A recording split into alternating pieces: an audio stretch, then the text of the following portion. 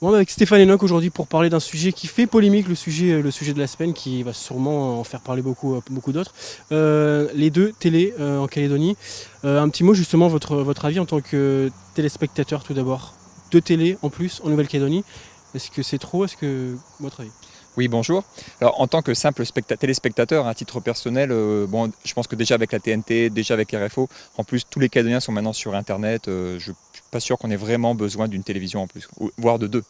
Justement, en plus ces télés, il y a vraiment une polémique là-dessus, c'est le financement.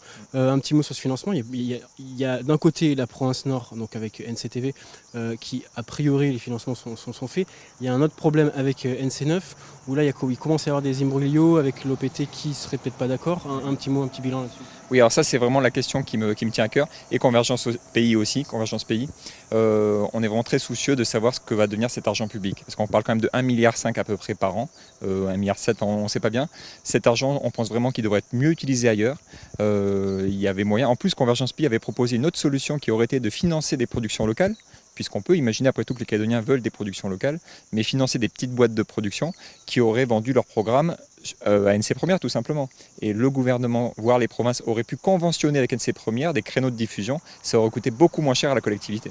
Parce que là, la crainte qu'il y a, c'est bien évidemment, c'est les partenariats qui sont faits passer avec des chaînes de métropole. Forcément, du contenu, on va avoir comme d'habitude des rediffusions de séries. On va avoir rien de plus qu'on a déjà sur les 10 autres chaînes de la TNT, il y a très peu de valeur ajoutée, quoi.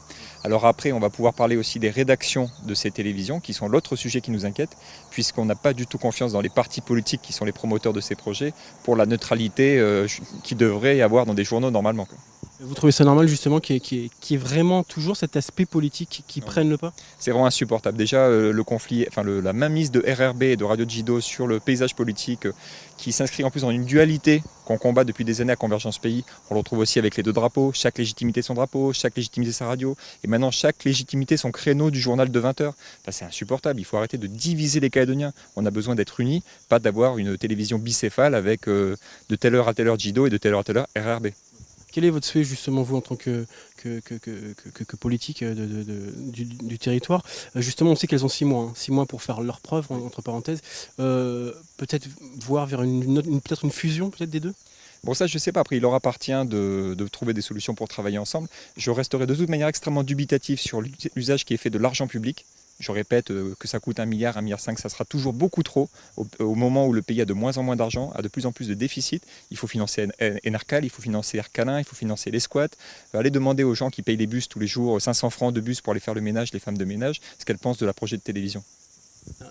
Une dernière question, votre message justement aux dirigeants en tant qu'acteurs de la vie politique en Nouvelle-Calédonie vis-à-vis de ces deux projets. Alors si je peux me permettre un message à nos dirigeants, c'est d'arrêter de jouer avec l'argent public qui ne leur appartient pas.